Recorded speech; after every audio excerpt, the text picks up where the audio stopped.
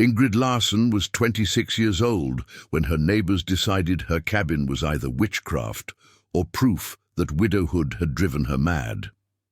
It was November 1875 in the Minnesota Territory near what would become Duluth, and the Norwegian widow had built a cabin that produced no visible smoke despite maintaining impossible warmth, a physical contradiction that violated everything the homesteading community understood about heating and what women could know about engineering. Ingrid had arrived in Minnesota Territory in spring 1873 from Norway, newly widowed at age 24. Her husband, Eric Larsen, had died from pneumonia during the Atlantic crossing, leaving her with two young children, Christian, age 2, and baby Anna, just 4 months old, and a homestead claim Eric had purchased before leaving Norway. 160 acres of Minnesota forest that was legally hers if she could prove up the claim by building, farming, and surviving 5 years alone. Most widows in Ingrid's situation would have turned back, would have returned to Norway or sought shelter with relatives, would have accepted that a woman alone with small children couldn't survive Minnesota frontier. But Ingrid had knowledge that most American settlers lacked, knowledge her father had taught her in Norway when everyone assumed she'd only use it to manage household heating, not to engineer survival. Ingrid's father had been a stonemason in Bergen, who'd studied ancient heating systems, Roman hypocausts, Korean ondol, traditional Norwegian methods. He'd taught Ingrid the principles. Hot gases flow where draft directs them, stone conducts and stores heat. Radiant floor heating is superior to conventional fireplaces. He'd taught her assuming she'd someday instruct servants or evaluate heating bills. Instead, she'd use that knowledge to build shelter that would shock Minnesota and prove a widow could out-engineer experienced men. By fall 1875, Ingrid had 2 children, Christian, now age 4, and Anna, age 2. They faced their 3rd Minnesota winter in a cabin Ingrid had built using principles that would outrage the community and prove superior to everything they knew. The cabin Ingrid built looked conventional from outside. Log construction, 16 feet by 20 feet, peaked roof, single door, 2 windows. Standard Minnesota homestead cabin identical to dozens in the area. But the heating system was revolutionary. Borrowed from ancient Rome and traditional Norway, adapted for Minnesota by a 26-year-old widow working largely alone. Most Minnesota cabins had conventional fireplaces, masonry structure built into one wall, fire burning at floor level, heat and smoke rising directly up vertical chimney and exiting through roof. Simple, proven, wasteful, masculine. The fire generated heat that mostly escaped up the chimney. The smoke was visible, constant plume rising from roof, announcing fire burning inside. Ingrid's cabin had no visible chimney on the roof, no smoke rising, yet the cabin was noticeably warm. Neighbors who'd visited could feel comfortable heat that exceeded what their fireplaces achieved. The combination was impossible. You couldn't have fire without smoke, couldn't have smoke without chimney, couldn't heat cabin without visible combustion evidence, and certainly couldn't have a widow woman understanding engineering that defeated experienced male builders. The explanation was underground. Ingrid had built a horizontal chimney system that ran beneath the cabin floor, conducting heat along stone channels before venting smoke far from the cabin structure.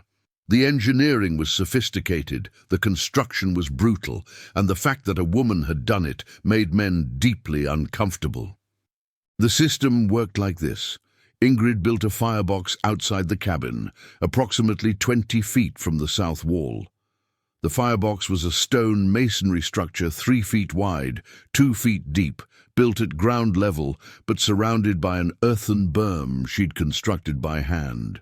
Fire would burn in this external firebox, generating heat and smoke. From the firebox, she constructed a horizontal stone tunnel, essentially a chimney lying on its side, running underground toward the cabin. The tunnel was built from fitted stones, creating a passage 12 inches wide, 8 inches high, extending 20 feet from firebox to cabin foundation.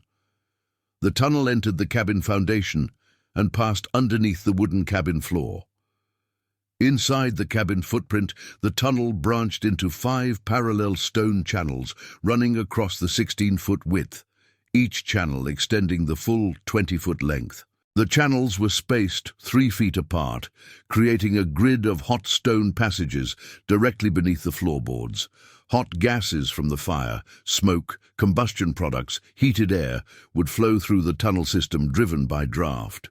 Would enter at the firebox, travel horizontally through the approach tunnel, spread into the 5 parallel channels beneath cabin floor, travel the full length of the cabin, then converge into an exit tunnel leading to a chimney rising at the cabin's north end. 40 feet from the firebox, hidden behind the cabin where visitors approaching from south wouldn't see it. The genius was radiant floor heating through conductive heat transfer. Hot gases at 600 degrees flowing through stone channels would heat the stones to 400 to 500 degrees. The stones would conduct heat upward through earth layer and wooden floorboards. The floor surface would warm to comfortable 70 to 75 degrees. The warm floor would radiate heat upward into living space. The visible result from outside: no smoke rising from cabin roof, no chimney visible from normal approach, cabin mysteriously warm, widow woman somehow surviving comfortably with small children while experienced men struggled. Ingrid had learned the principles from her father in Norway, had studied the stone-laying technique while he worked, had asked questions he'd answered because she was his daughter, and he saw no harm in teaching her what he assumed she'd never use. When Eric died on the Atlantic crossing, that theoretical knowledge became survival necessity. The construction had been brutally physical for a woman who weighed perhaps 110 pounds and stood 5 feet 4 inches tall. Building the system required moving approximately 800 stones, each stone requiring selection, transport, fitting, mortaring. Required excavating hundreds of cubic feet of earth, working alone with shovel and determination. Required constructing perfectly sealed passages that couldn't leak smoke, using techniques she'd learned by observation but never practiced at scale. She'd worked through summer 1873 while pregnant with what would have been her 3rd child. Had started construction in late May when ground thawed enough to dig. Worked dawn to dusk while Christiane, age 2, played nearby and baby Anna nursed and slept.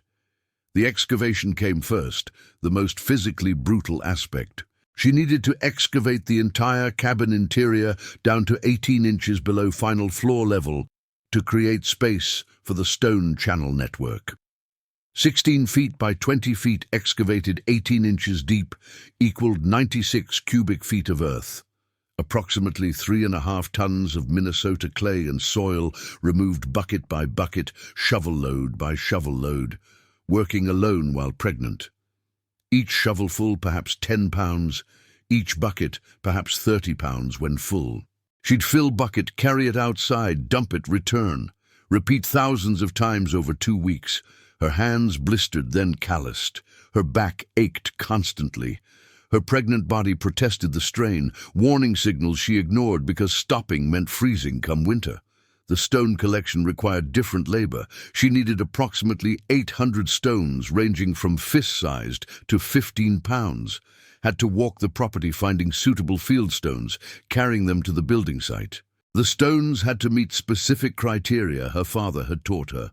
Relatively flat surfaces for fitting, no cracks that would fail under heat stress, size appropriate for passage construction. She'd carry perhaps 4 stones per trip, maybe 40 pounds total. Would walk perhaps 200 yards from forest edge to cabin site. 800 stones meant 200 trips, carrying 40 pounds each while pregnant. The physical toll was extraordinary but necessary. Building the stone channels required precision her father had demonstrated, but she'd never performed independently. Each channel had to be 12 inches wide, 8 inches high. Built from fitted stones mortared with clay mix, she prepared herself. The mortar preparation was its own labor. She'd dig clay from deposits near cabin site, mix it 3 to 1 with sand, Add water to achieve proper consistency, thick enough to hold stones, wet enough to seal gaps. She mixed mortar in wooden trough, working it with her hands until texture was perfect, each batch perhaps 30 pounds that her arms would tire mixing. Laying the stones required technical skill and physical endurance. She'd position floor stones first, creating base of each channel. Then build walls 3 stones high on each side, each stone selected for fit, mortared in place, checked for level and alignment. Cap the channel with flat stones laid across top. Seal all joints with additional mortar pressed into gaps. Each foot of channel required perhaps 6 stones carefully fitted. She built approximately 100 feet of stone channel beneath cabin floor, 5 channels each 20 feet long. That meant 600 stones for underfloor channels alone, each one positioned by a woman working alone, pregnant, desperate. The work was methodical but exhausting. She could complete perhaps 3 feet of channel daily, select stones, prepare mortar, lay stones, seal joints, verify integrity. 3 feet daily meant the underfloor channel construction took over a month of sustained labor. In early August, 6 weeks into construction, she miscarried. The physical strain, lifting stones, excavating earth, working bent over for hours, exceeded what her pregnant body could sustain. She lost the child alone in the partially built cabin, grieving while understanding she couldn't stop construction. Stopping meant dying when winter came. Grief was luxury she couldn't afford. She buried the child in the forest and returned to work the next day because the stone channels were only half complete and September was approaching. The external firebox and chimney required additional masonry. The firebox used approximately 200 stones built 3 courses thick. The exit chimney another 100 stones rising 8 feet, each stone selected, carried, fitted, mortared by hands that trembled from exhaustion and loss. By late September, the stone network was complete. She filled the excavated cabin interior with earth up to 6 inches below final floor level. Packed it firm, more brutal labor tamping earth with heavy timber, ensuring solid base for floorboards. Finally laid the wooden floor. Split logs she'd shaped using borrowed tools, fitted tightly, creating continuous surface. The floor installation was perhaps the only aspect that required help. Henrik Larsen and one other young homesteader helped position the heavy floorboards, the only assistance she'd accepted through entire construction. The total construction, from first excavation to completed system, had required 4 months of intensive labor during summer and early fall 1873. 4 months of work that would have challenged experienced male masons. 4 months that cost her an unborn child and nearly broke her body. 4 months that saved her life and her children's lives every winter afterward. By fall 1875, the system had proven remarkably effective and transformed Ingrid's daily survival in ways that went far beyond simple temperature comfort. Ingrid would maintain fire in the external firebox alone, no husband to share labor, no male relative to help with heavy work. She'd wake before dawn, dress quickly in cold air, step outside into Minnesota darkness to feed the firebox. Would add 4 to 6 pieces of wood, ensure fire was burning steadily, return inside to warm her frozen hands on the heated floor. The fire maintenance required going outside 3 times daily minimum, morning, midday, evening, plus once overnight around 2 a.m. Each trip meant dressing in winter clothing, stepping into potentially deadly cold, working with frozen wood, returning inside. For a widow alone with small children, each overnight fire feeding meant leaving children sleeping while she worked in darkness, praying neither child woke, frightened while she was outside. But the alternative, conventional fireplace inside cabin, would mean constant indoor smoke, ash accumulation, fire danger to children who couldn't be watched every moment. The external firebox kept all combustion outside, kept living space clean and safe. The hot gases from the external fire, smoke, combustion products, heated air at 600 degrees, would be pulled by draft into the entrance tunnel. would travel the 20 feet to cabin foundation, enter the distribution chamber beneath cabin floor where Ingrid had built stone dividers, splitting flow into 5 parallel channels. Inside the 5 channels, hot gases would spread evenly, traveling north through stone passages Ingrid had laid stone by stone. As gases flowed through channels, heat would transfer from gas to stone. The stones would heat to 400 to 500 degrees at their surface, temperature that would ignite wood if in direct contact, but conducted safely through 6-inch earth layer. The heated stones would conduct heat upward through the packed earth and wooden floorboards. The floor surface would reach 65 to 75 degrees depending on location, warmest directly above channels, slightly cooler between channels, but everywhere noticeably warm compared to conventional cold floors that stayed at 45 degrees.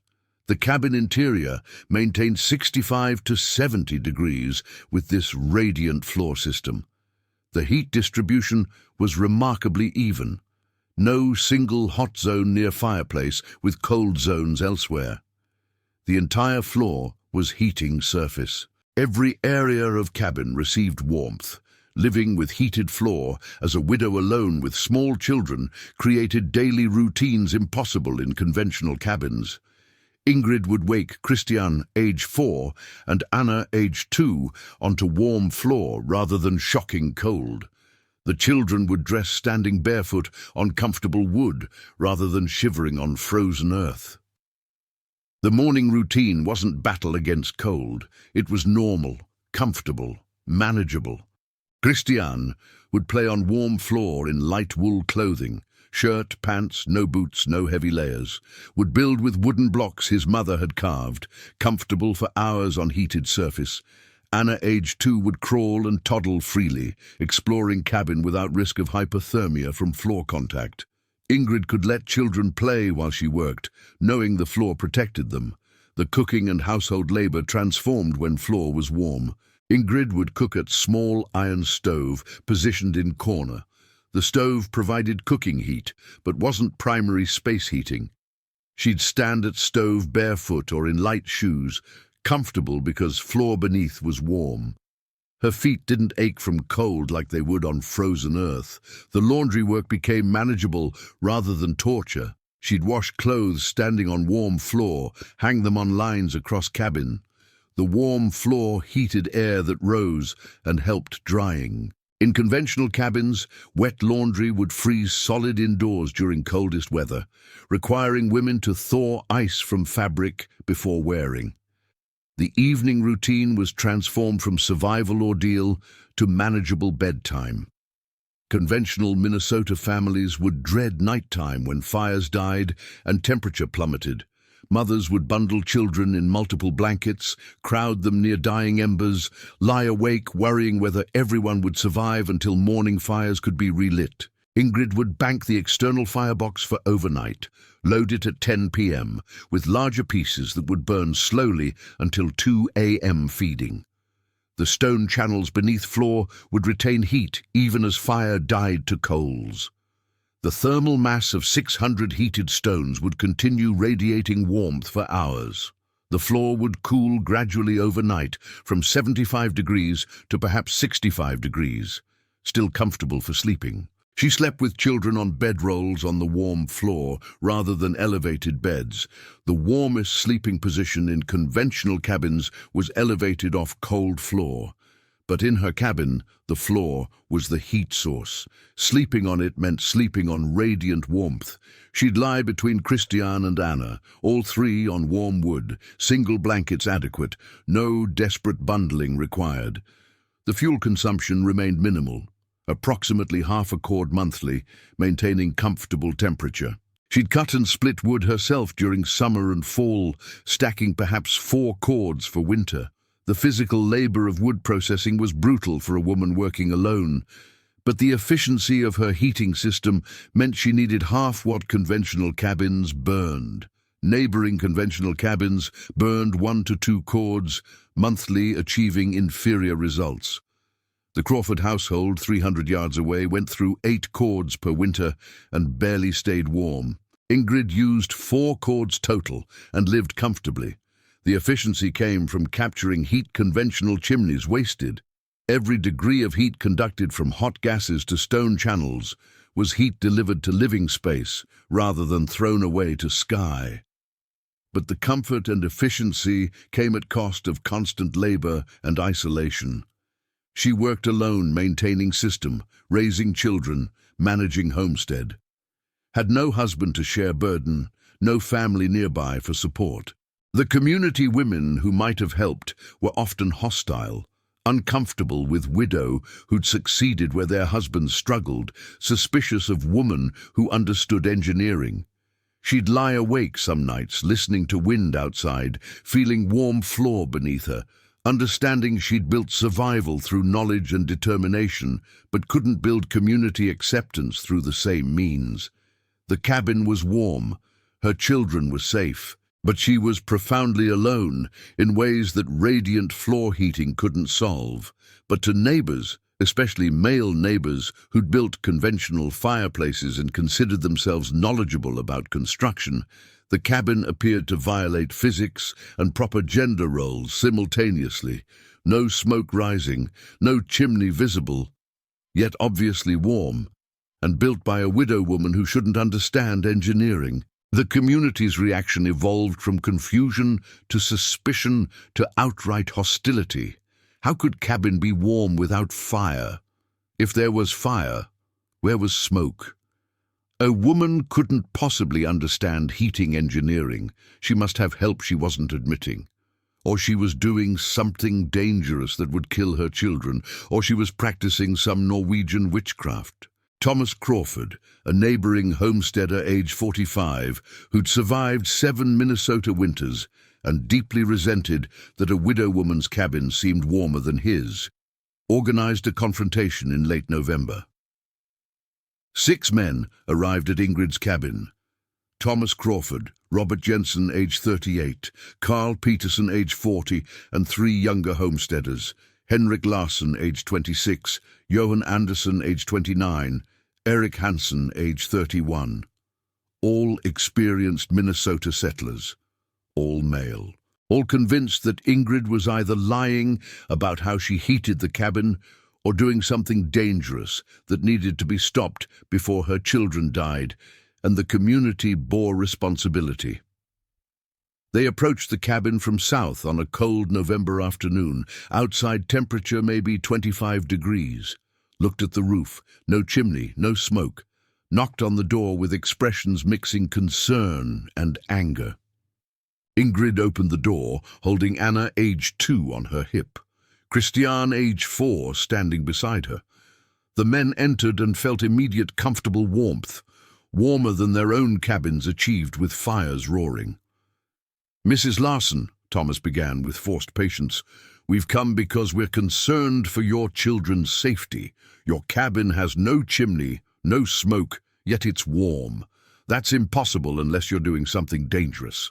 You need to explain what you're burning and where before your children die from whatever foolish experiment you're conducting." Ingrid set Anna down on the warm floor. The child immediately sat and played barefoot in light wool dress. Christian stood nearby, also barefoot, wearing light shirt and pants, completely comfortable. "The cabin is heated by an underground chimney system," Ingrid explained calmly. "The firebox is external, 20 feet south. Hot gases travel through stone channels beneath the floor, heating it from below. The smoke vents from a chimney 40 feet north behind the cabin. It's based on Roman hypercaust principles, ancient heating technology that's been used for 2,000 years. The men stared at her as though she'd spoken gibberish. "That's impossible," Robert said flatly. "Smoke rises vertically. It doesn't travel horizontally through tunnels underground. And even if it did, a woman couldn't build such a system.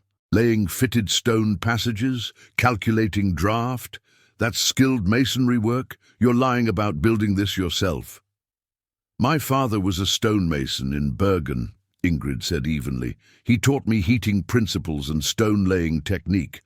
I built the system myself over summer 1873. It works exactly as designed. A woman can't do masonry, Carl stated as fact.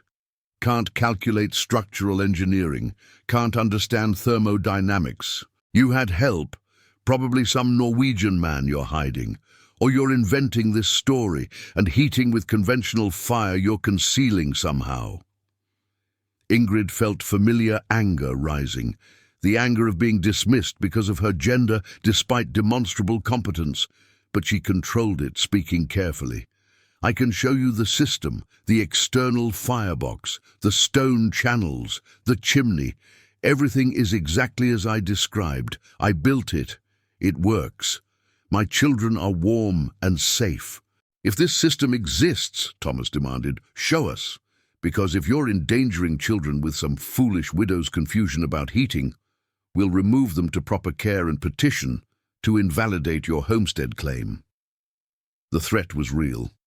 Widows had minimal legal standing. Community men could declare her unfit, take her children, seize her land. She had to prove the system worked, prove she understood what she'd built, prove a woman could engineer survival. Ingrid led them outside, walked them 20 feet south to the earthen berm, showed them the stone firebox, where fire burned steadily, barely visible behind protective earth. The men could feel heat radiating, could see smoke being pulled into the stone tunnel entrance. "You built this?" Henrik asked skeptically, examining the fitted stonework. "This is skilled masonry, 3 stone-thick walls. Clay mortar mixed perfectly. This is master craftsmanwork." "My father taught me," Ingrid repeated. "Stone selection, fitting technique, mortar ratios. I learned by watching him work for 20 years. When my husband died, I used that knowledge to survive." Then she walked them 40 feet north behind the cabin, showed them the chimney, stone structure rising 8 feet above ground, smoke streaming from top. The chimney was positioned where approaching visitors wouldn't see it, hidden behind cabin from normal approach angles. The men stood between firebox and chimney, forced to acknowledge the system was real. Smoke was being pulled from firebox, traveling through underground passages, venting from distant chimney. The cabin sat between the two, its floor heated by passage of hot gases beneath it. This is remarkable engineering," Henrik admitted quietly. "You've built a heating system that captures waste heat conventional chimneys throw away. The smoke travels 40 feet. During that journey, it heats stone channels beneath your floor. It's actually more efficient than our fireplaces. It's Roman hypocaust adapted for cabin construction," Ingrid confirmed. "Ancient technology, proven for millennia. I didn't invent it, I just applied it to Minnesota conditions." But admiration from younger Henrik didn't mean acceptance from older men who found a widow's competence threatening. "Even if you did build this," Thomas said harshly, "it's still dangerous. Heating floor from below, hot gases beneath wooden floor. It'll catch fire and kill your children. This widow's experiment needs to end before tragedy happens." Ingrid met his eyes steadily. "The system has operated for 2 years, without incident. The stone channels contain the heat. The floor conducts warmth without burning. My children are safer than yours, huddling near open fireplaces that can ignite clothing." The men left unresolved, some impressed, some threatened, all uncomfortable with a woman demonstrating engineering knowledge that exceeded their own. Through December and into January, Ingrid's cabin proved increasingly effective, while conventional cabins struggled. Outside, temperature dropped from 20s to teens to single digits to below zero. Her cabin maintained stable 65 to 70 degrees throughout. The floor remained comfortably warm. Christiane, age 4, and Anna, age 2, lived in comfort, wearing light clothing indoors, walking barefoot on warm floor. Ingrid burned approximately half a cord monthly, maintaining the system. The fire in external firebox required feeding every 3 hours during day, every 5 hours overnight. She'd rise at night to feed the fire, working alone in Minnesota cold, ensuring her children stayed warm. Meanwhile, conventional cabins burned 1 to 2 cords monthly and barely maintained 55 degrees. The Crawford household, Thomas and his wife Margaret, with 3 children ages 5, 8 and 11, struggled constantly. Their fireplace consumed wood desperately, but couldn't warm adequately. Floor stayed cold, 45 degrees even with fire roaring. Then January brought catastrophic cold that would prove everything and forced Thomas Crawford to seek help from the widow he'd threatened. The cold snap hit January 20th with intensity that threatened survival. Temperature dropped to -15 on January 20th morning, -25 by evening, -30 on January 21st, -35 on January 22nd. Sustained Arctic outbreak that killed exposed livestock and overwhelmed heating systems. Conventional cabin fireplaces failed catastrophically. The Crawford household burned wood, maximum, fireplace roaring continuously, but couldn't maintain adequate temperature. Interior dropped to 42 degrees by day, despite desperate burning. Family bundled in every piece of clothing, crowded near inadequate fire, rationed remaining wood, knowing they'd run out within days. Margaret Crawford watched their 3 children, Emma, age 11, Thomas Jr., age 8, Sophie, age 5, showing hypothermia symptoms despite being indoors near fire, shivering violently, lips turning blue, becoming lethargic. They were dying in their own home. By January 22nd evening, -35 sustained, interior had dropped to 38 degrees. Fire burned maximum but couldn't overcome the cold. Children were critically hypothermic. Thomas faced choice: swallow pride and seek help from the widow woman he'd threatened, or watch his children die. He walked quarter-mile through killing cold to Ingrid's cabin. Arrived frost-covered, hypothermic, barely conscious, knocked weakly on door. Ingrid opened to find Thomas collapsed against doorframe, pulled him inside onto warm floor. He lay on the 70-degree wooden surface, feeling warmth through frozen clothing, unable to comprehend the comfort. "How are you warm?" Thomas gasped through chattering teeth. "It's -35. My cabin is 38 degrees with fireplace burning everything we have. Your cabin feels like summer." "How?" Ingrid wrapped blankets around him on the warm floor. "The underground chimney doesn't fail in extreme cold because the system is protected underground. The firebox is sheltered. The stone channels are insulated by earth. The heat conducts regardless of exterior temperature." "My children are dying," Thomas said once he'd warmed enough to speak clearly. "Hypothermic indoors. We're out of wood. Can they shelter here? I know I threatened you, called your system dangerous, said you'd kill your children. I was wrong. Your system is the only thing that works. Please." Ingrid didn't hesitate despite his previous hostility. "Yes, bring them quickly." Thomas returned through deadly cold to his cabin. Came back carrying Sophie, age 5, wrapped in blankets. Margaret following with Emma and Thomas Jr., barely able to walk. The Crawford family entered and collapsed on Ingrid's warm floor, 5 people transitioning from near death to impossible warmth.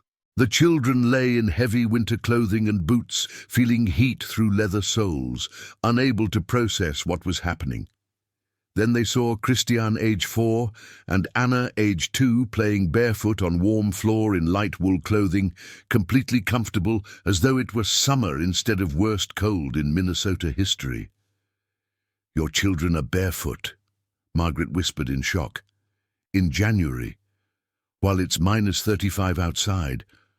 How are they alive?" "The floor is warm," Ingrid explained gently.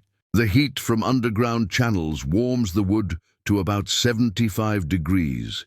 They can walk barefoot because the floor is warmer than body temperature. It's actually more comfortable than wearing boots." Over the next 2 hours, as Crawford family slowly warmed from dangerous hypothermic state, they experienced what Ingrid had tried to explain. Radiant floor heating was superior to conventional fireplaces in every way. The Crawford children cautiously removed boots and touched bare feet to warm wooden floor, first experience of warm floor in 3 Minnesota winters. Emma, age 11, started crying quietly. Not from pain, but from relief and understanding of how much suffering could have been avoided if they'd believed Ingrid earlier, instead of dismissing her because she was a woman. The two families sheltered together for 4 days until cold snap ended January 25th. 9 people in 320-square-foot cabin, cramped but comfortable because heated floor system maintained adequate temperature for everyone. During those 4 days, Thomas studied the underground chimney system with new humility, examined the external firebox, traced stone channels by noting where floor was warmest, understood finally that Ingrid had built something genuinely superior, and that he'd nearly let his children die rather than accept that a widow woman could out-engineer experienced men. When cold snap ended and Crawford family returned to their barely habitable cabin, Thomas made immediate decision. Would excavate beneath his cabin floor and install underground chimney system following Ingrid's design, and would pay her to consult because she understood the engineering, and he didn't. By spring 1876, Thomas had completed underground heating system with Ingrid's guidance. By fall, 2 other families had built similar systems with her consultation. By 1878, underground chimney heating was becoming accepted Minnesota practice among families willing to learn from a widow. Ingrid became consulting engineer, revolutionary for a woman in 1870s, was paid in labor, goods, food, money. The crazy widow who'd built impossible heating became valued community resource.